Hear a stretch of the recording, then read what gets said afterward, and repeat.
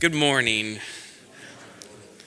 So good to see all of you. We've missed you all fiercely. I bring to you greetings and aloha from the big island of Hawaii, where Annie and I and our two kids, we traveled around the 4 congregations there and preached and connected and fellowshiped with the Christians there, and have returned with their blessing to you. And we also enjoyed our time there so much as we met many Alaskans that were also over there at the same time. And from there, I came back here for about a day and a half before I went down to Texas to meet up with Jeff as he purchased a vehicle. And while we were down there, we had the blessing of getting to participate in the AIM graduation ceremony and getting to connect also with our AIM students that are currently there, Joseph and Josh and Kaya and Kenna, and to encourage them to see how they've been growing in their preparation to going out into the mission field, and to honor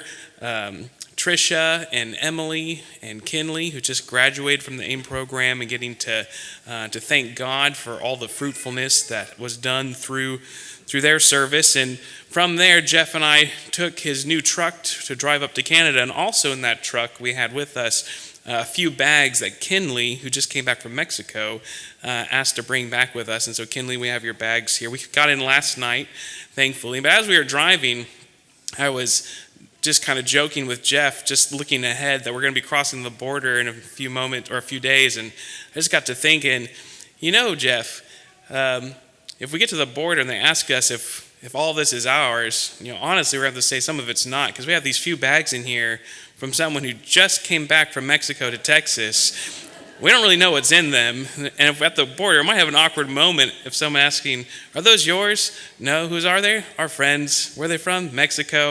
And they told us to bring them to Alaska, to them. And so we'll see what happens. And so we didn't have too many problems at the border. But Kinley, we have your bags. And so we're excited to bring them. Also in Lubbock, we had just a wonderful, not coincidence, but a connection that James and Andrea were able to connect with some of the churches in Albania, and 2 young ladies were attending the event at Camp Adventure from Albania. And so just between the congregation here in Alaska, Texas, Mexico, Albania, just the whole world, it's just there's a lot of threads that the Lord has woven from this place out into the whole world, and just seeing a snapshot of that these last few weeks was very encouraging. And with all that in mind, I'm just thrilled to be back here with you and to be working alongside you in service to our King. So we're going to be concluding our series of looking through the Gospel of John today. We've been looking at the 7 signs of the Gospel of John to understand who Jesus really is. That's the purpose of the whole Gospel of John, is for Christians to understand that Jesus was sent from the Father, that Jesus is God, and that by believing in Jesus and that him being sent from the Father, that we can have eternal life. And so we're going to be looking at the 7th sign that John specifically highlights for us to understand that Jesus was not just a good person, but that he is sent to earth by God, from God, and he is God, and for us to understand the mission of God that includes us. And today, the final sign in the Gospel of John is the resurrection of Lazarus. And we're going to see that not only is this the resurrection of Lazarus, it's a sign pointing to the resurrection of humanity. So we're going to be in John chapter 11. If you have your Bibles, please turn there. I will also have the scriptures on the screen for us to read.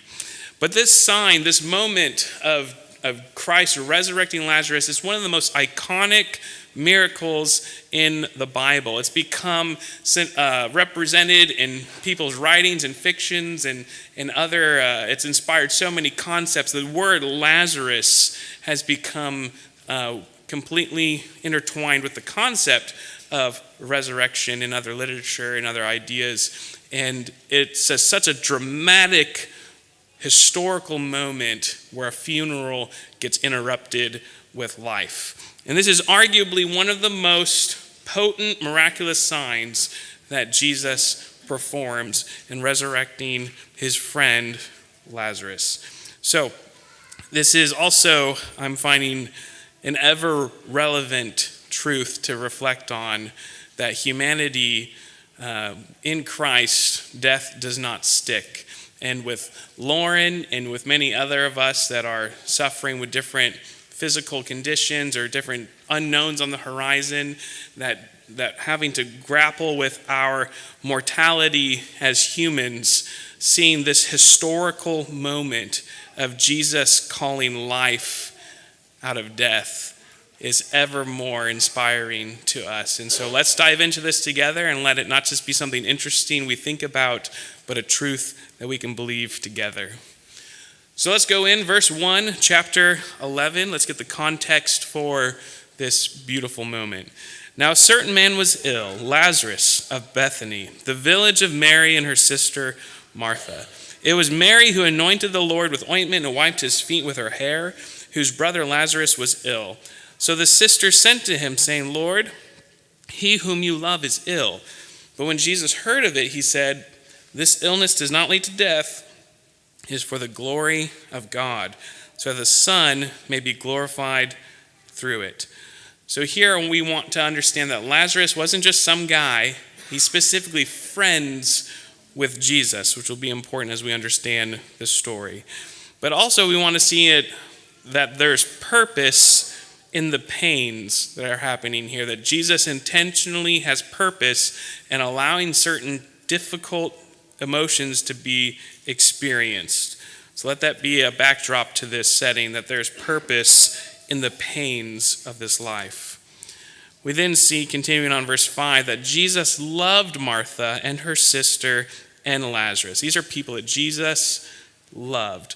So when he heard that Lazarus was ill, he stayed 2 days longer in the place where he was. Then after this, he said to his disciples, let us go to Judea again. The disciples said to him, Rabbi, the Jews were just now seeking to stone you. Are you going there again? Jesus answered, are there not 12 hours in the day? If anyone walks in the day, he does not stumble, because he sees the light of this world. But if anyone walks in the night, he stumbles, because the light is not in him. After saying these things, he said to them, our friend Lazarus has fallen asleep, but I go to awaken him. The disciples said to him, Lord, if he has fallen asleep, he will recover. Now Jesus had spoken of his death, but they thought he meant taking rest in his sleep. So, remembering back from a few weeks ago when we were going through previous chapters where Jesus heals the man born blind, that Jesus caused quite a stir there at the temple and in Jerusalem, and hostility between the Jewish Pharisees and the teachers, the scribes, and Jesus was beginning to mount, and where if anyone was to associate with Jesus, they're going to get kicked out of the synagogue. And so there's this tension building that they're looking to kill Jesus. They're looking to eliminate him. And we see as Jesus is talking about Lazarus to disciples that his timing seems to be confusing. He waits a couple days and then goes, and he's talking about Lazarus being asleep, and his disciples don't really get it. And this is an example of Jesus speaking in a way cryptically. There was a kind of a pun there for cryptically talking about ha ha ha ha ha. If you don't laugh at that, laugh at this, that the disciples aren't getting this. I love this next verse. Jesus then told them plainly, Lazarus has died. He's saying he is falling asleep. Like, if he's falling asleep, he'll wake up. And they weren't getting it. They weren't understanding what Jesus was saying in his cryptic language. And so he just cuts the chase and just tells them plainly, Lazarus has died. And I love that we have a Lord who can speak plainly if he needs to. If we're not getting it, he can meet us where we're at, even if that's sometimes way down here. And that we have a Lord who can speak plainly if need be. Well, verse 15, we see that for your sake I'm glad that I was not there, so that you may believe, but let us go to him. And we're starting to see a dynamic here where we need to trust that Jesus has a more developed sense of purpose and timing and justice than we do. That Jesus knows what he's doing, and what he's doing is better than the way we think things ought to be done. So verse 16, we see Thomas, called the twin, said to his fellow disciples, "Let us go, that we may die with him." Because they know how heated things are back in Jerusalem. If they go back to Judea, if they go back to this region, this is probably the end. It's that tense in Jerusalem. They understood that there was that much beef going on amongst Jesus and the leaders there at the time. And we see the zeal, and Thomas unfortunately gets the nickname Doubting Thomas, because after the resurrection, him saying, "I'm not going to believe that he rose from the dead unless I touch his hands and I touch his side." But here we see the same Thomas saying, "Let us go die with him." Like he was all in. His fervor, his zeal was through the roof. He was ready to go. And I'm so thankful that our right standing with God is not based off of our own fervor and emotion and zeal, because that stuff is just a roller coaster. Sometimes it's in, sometimes it's out. But life is found in Christ, not in the consistency and the condition of your own current emotional mood. And so this day, Thomas was all in, ready to go die. Days later, it wasn't in the same place. I think of 1 John 3, verse 20, where that even if our heart condemns us, God is greater than our heart, and he knows everything. Our heart is not the authority for our right standing with God. And that is a very good thing, because our heart is very whimsical, but Christ's life is eternal. And that is what our right standing with God is built off of. We see then that when Jesus came, he goes towards Bethany, that he found Lazarus had already been in the tomb for 4 days. This guy is cold. He is very dead. He has been in the tomb for 4 whole days. He is very, very, very deceased. So much so, verse we're going to see later on that there's a condition with that. Verse 18, we see that Bethany was near Jerusalem, about 2 miles off, and many of the Jews had come to Martha and Mary to console them concerning their brother. So when Martha heard that Jesus was coming, she went and met him, but Mary remained seated in the house. Martha said to Jesus, "Lord, if you had been here, my brother would not have died." So we see the situation mounting as this is not just between Mary and Martha and Jesus and his disciples, but there's now many Jews beginning to consolidate for this funeral, and that this is turning into a very public setting, which is going to be very important as we're continuing in this narrative. This is an incredibly public event that is Lazarus' funeral. And we're going to see a question posed a few times during this, and I hope you see that it is a very relatable question of, "Lord, if you had just fill in the blank. If you had just been here, then this wouldn't happen." And that type of thinking, that type of grieving is very, very natural. And we're going to see it appear multiple times. And I hope you see it as relatable as I do. Is, "Lord, if you had just filled in the blank." But we see that there's faith here with Martha. "But even now I know that whatever you ask from God, God will give it to you." And even in that grief, that confusion of like, "Lord, if you had just been here," there's this backdrop to the pain of knowing that Jesus and God are completely unified, and Jesus still has all authority, even if you don't understand what's going on. And this is an important example for us to understand, to bring your pain to Jesus, even if you don't fully understand what's going on. This is probably going to happen several times for the next few months, where I'm going to refer back to this week-long truck ride with Jeff, because there's a lot of great conversations between the two of us, and just really great memories. So a lot of illustrations and examples probably going to come to the surface from that. One of them was we were thinking about the Psalms and how the Psalms are so expressive and they're so important for us as Christians to learn how to talk to God. And many of the Psalms have some very brutal, vengeful language of "break their teeth, God. Let them fall into their own pit. Draw your bow, God." And there's this type of smite and wrath, where they appeal to God for justice, and it's like understanding that vengeance is yours, Lord, but here's some ideas. And what we see here is this grief, this pain of, if you had only been here, but I know who you are. And I think that's a very relatable and something we need to grasp more, of bringing the grief to Christ, but remember who you're talking to. Bring it to him, bring your question, but remember, even now, I know that whatever you ask from God, God will give you. So bring your genuine questions, your pain, your confusion, your anger, but bring it to the one that you know who that is the Lord. Well, Jesus said to her, your brother will rise again. And Martha said to him, I know that you will rise again. I know that he will rise again in the resurrection on the last day.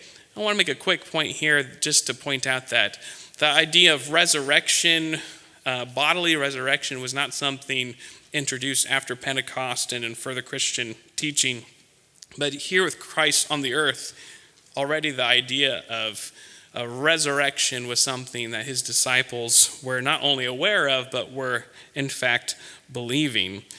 But Martha, though, is missing something here, where she's thinking of the resurrection as almost like a cosmic event. Like there's going to be an eclipse. There's going to be like this moment in the universe where there's this day, and at that day, then this cosmic event's going to take place where there's going to be a resurrection. And Jesus clarifies that in a profound way, where you see it's not an event, it's a person. Jesus says to her, I am the resurrection and the life. Whoever believes in me, though he die, yet shall he live. And anyone who lives and believes in me shall never die. The resurrection is not a moment in the future. The resurrection is Jesus. The resurrection is the person of God that was standing on earth 2,000 years ago and continues to exist to this day at the right hand of the Father. He goes on to say and ask her a very important question. Do you believe this? I want to ask you that question as well. Do you believe this? Ask yourself that question. Do you believe that Jesus is the resurrection and the life? That there is going to be a time in which the dead are raised, but that it's not just a time, there's a person that is the catalyst and the source of that resurrection, and it is Jesus. Do you believe this?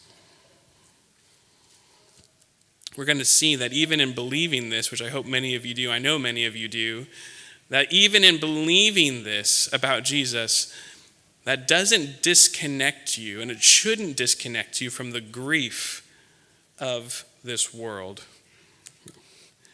She said to him, yes, Lord, I believe that you are the Christ, the Son of God, who is coming into the world. And this is just the right attitude to have, to believe who he is and to believe what he's doing, even if you don't fully comprehend all that he is doing. He's doing more than we're aware of. We can only see the tip of the iceberg of the work of God. When she had said this, she went and called her sister Mary, saying in private, the teacher is here and is calling for you. And when she heard it, she rose quickly and went to him. Now Jesus had not yet come into the village, but was still in the place where Martha had met him. When the Jews who were with her in the house consoling her saw Mary rise quickly and go out, and they followed her, supposing that she was going to the tomb to weep there. I found this motivating, looking at this passage here, seeing the promptness of Mary answering the teacher's call. And by being prompt, by being quick, being proactive in receiving the call from the teacher, going at once to go meet him, that the crowds, the people around her, followed her and helped connect to Christ to witness the power of God. And I find that to be one of the best examples of how to be evangelistic, to be outreaching and bright to your community, is to be prompt to the teacher's calling. Don't be slow to answer the call of God, but be prompt. And the people around you will notice that, and you will help lead them to an environment in which they can see the works of Jesus. And so let's listen to this passage here and be motivated by this to be prompt to our Master's calling. We then see in verse 32 that when Mary came to where Jesus was and saw him, she fell at his feet, saying, again, the same phrase we read earlier with her sister, "Lord, if you had just been here, my brother would not have died." That same natural response of grief. We currently understand grief to really have 5 stages, or really kind of facets that don't necessarily have to go in this exact order, but they're all components of grief. And that is denial, bargaining, sadness, anger, and then acceptance are all packaged into this thing that is grief. And grief tends to be proportional to love. And we see here almost a sort of bargaining and sadness and anger with Mary, that here's this pain, here's this loss of the person that I love, and if only this had happened, then this wouldn't have happened. And that's that type of process that she's in the middle of this deep grief, and she's bringing it before the Lord. And then from this setting right here, with this Mary and Martha and this crowd and this conversation, this next passage is one of the most significant scriptures to gain insight into the heart of God. I hope that we have our attentions here as we look at this next passage to see in a profound way the heart of God. When Jesus saw her weeping, and the Jews who had come with her also weeping, he was deeply moved in his spirit and greatly troubled. And he said, "Where have you laid him?" They said to him, "Lord, come and see." And Jesus wept. He weeps. He's troubled. He's deeply moved. The one who has all knowledge, the one who has made everything, the one who is perfect, he's experiencing and being exposed to the fruit of sin. He's being shown the consequences of a fallen world that is death. And there's a difference. There's a difference between knowing about something, accepting something to be true, than seeing something firsthand. Many of us know of the conflict going on in Ukraine. Many of us know about the different conflicts going on in the Middle East and in Gaza. If one of us was to go there for a week, to the front lines or to the hospitals or to the people there, do you think you would have a different perspective on some of these things after being there in person? Many of us have been in very dark, death-ridden environments where sin has caused much suffering. And there's a difference between accepting something to be true to being exposed to the carnage of it firsthand. And Jesus is being surrounded by grief and the effects of sin on a world that he made. And he's weeping with these people that are weeping. He faces and feels all the darkness of death. And he even knows he's going to bring life into it. But knowing he's going to bring life into it doesn't disconnect him from experiencing the grief in the center of it all. And this is something so important about Jesus, and something we are to also imitate, is that he is not detached from this world. He conquers it. He steps into it. He doesn't detach and go a different direction. He goes straight through it. And he conquers death with the life that is in himself. I think of Hebrews 4:15, that we do not have a high priest who is unable to empathize with our weaknesses, but we have one who is tempted in every way just as we are, yet he did not sin. Jesus is completely and perfectly relatable. He has experienced everything we could ever experience and was faithful through it all. He knows what it's like to lose someone he loves. He knows what it's like to go through this life and all the suffering that is baked into it. And yet he did it faithfully. And that's why he is perfectly relatable and he is worthy of following. He's done it all, and he's done it all right. I think also of Psalm 56, verse 8, we're told, talking about God, that he has kept count of my tossings, put my tears in your bottle. Are they not in your book? That he understands. He's not just aware of the suffering of mankind. He's right there in the middle of it. And from what we just saw in John, he's not just respecting the tears coming out and setting them aside. It's like, this is a special thing. He is weeping with us. He's weeping with his friends. He's weeping with his creation. And we have a God who not just only weeps, he weeps with you as you go through your grief and you experience your loss and your suffering. Even though he knows what's about to happen, he knows he's going to solve this. He's going to change. He's going to cancel a funeral. He knows this is about to happen, but yet he still experiences the depth of the valley of the shadow of death right there with us. He completely knows you and experiences with you, goes through the same journey with us, and I think that is an incredibly comforting thought. We then see that the Jews said, "See how he loved him." But some of them said, "Could not he who opened the eyes of the blind man also have kept this man from dying?" We see that some get it and some don't. And I wrote here in my notes, don't be an armchair quarterback to Christ. If you see Jesus doing something, you don't understand why he did it, don't just like, well, he should have done this. Take him as he is, see him as he is, and trust that he knows what he's doing. Verse 38, Jesus, deeply moved again, came to the tomb. And it was a cave, and a stone lay against it. And Jesus said, "Take away the stone." And Mary, the sister of the dead man, and said to him, "Lord, by this time there will be an odor, for he has been dead 4 days." We see here Jesus now, this stirring that's in him, this grief that he's experiencing within him, he's now being moved to action.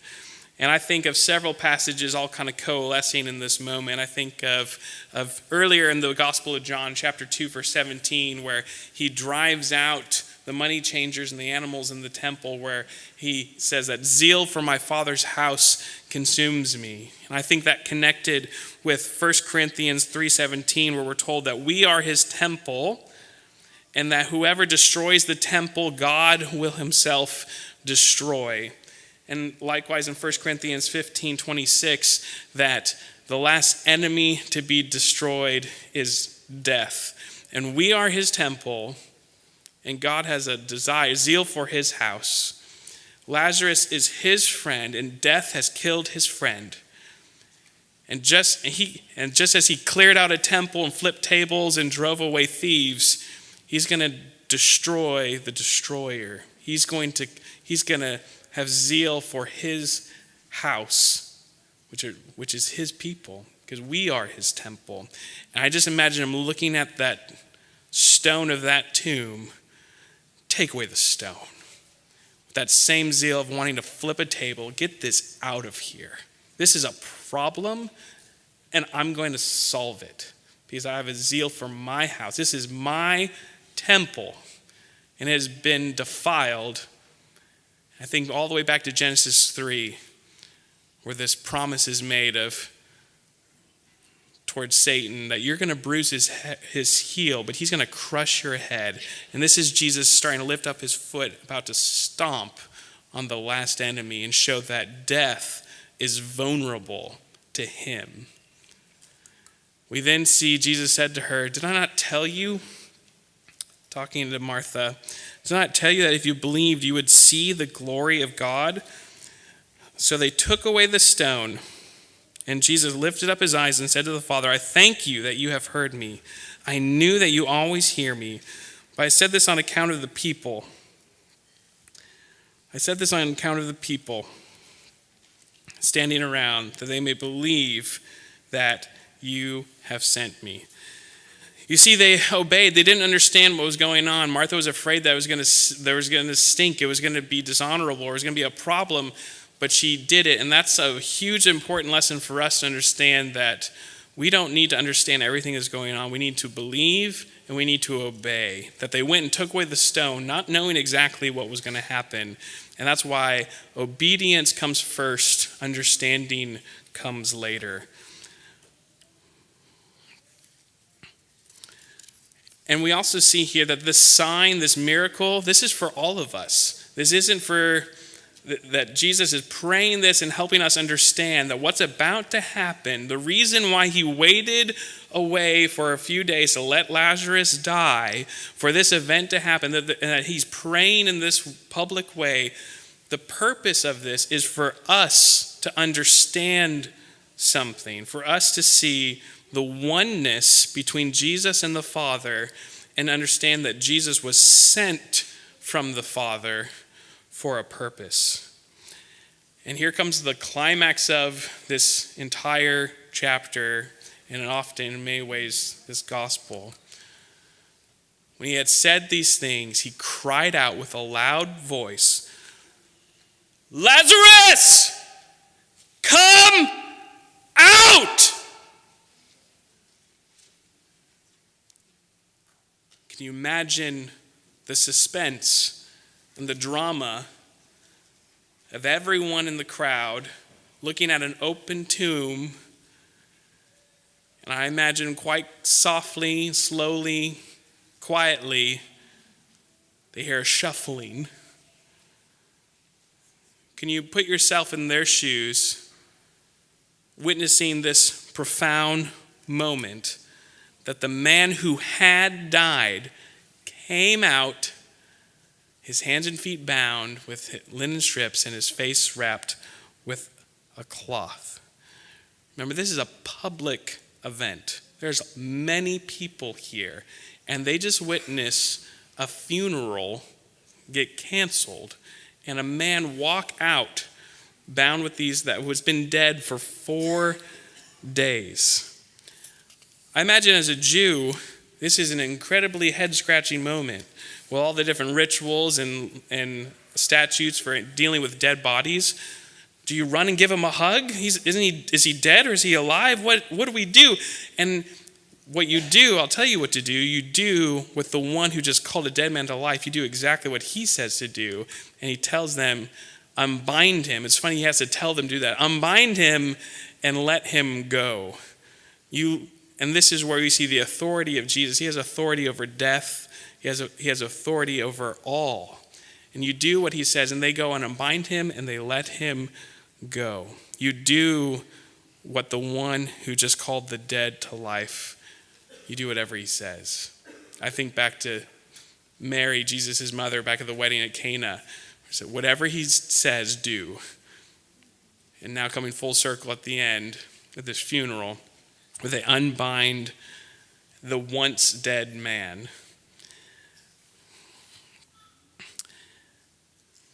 You see, the words of the true king were spoken. What he says goes. He called a dead man to come out, and he came out. And Jesus calls the dead to life, and then he calls the living to freedom. The man came out alive, but he was bound, and then he says, unbind him and go. And he does the same for all of us, where he calls us all out of death into life and then on to freedom. Now there's public significance with this moment. Remember, the Jews and Jesus were at odds with each other, where there's a profound implications of what just happened, where Lazarus is now a walking sign. He is a walking testimony to the power of God, where he was once dead, but is now alive and walking and talking. It is such a profound thing that in your own reading, I hope you look at this. The next chapter, chapter 12, verses 9 through 11, the Jews plot to kill not only Jesus, but they also plot to kill Lazarus because his just mere existence is such a powerful testimony that Jesus is not like anybody else, that he is sent from God. And if you like to geek out about these things like I do, archaeologically and historically, the Christians of the area met at the tomb of Lazarus from this day onward. And they never had to dig up the tomb of Lazarus because people met there all the way until now. There's been 5 churches built on top of it, 1 mosque, and that the tomb never actually got buried because even in like around 300 Eusebius, one of the early church fathers, wrote about how Christians still continued to meet there to that day, that the tomb of Lazarus was such a public and profound turning point in recognizing who Jesus is, that this was a real place and that a funeral really got canceled.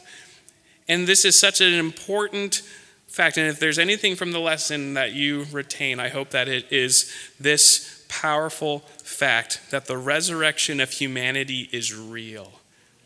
It's not just an idea. It's not just a theological result that we just did an equation like, well, if Jesus said this and did this and made this happen, and there's this kind of metaphor, and maybe conceptually we'll have an existence ever onward. But there was a dead physical person for 4 days in a tomb that Jesus was friends with and told him to come out, and he came out.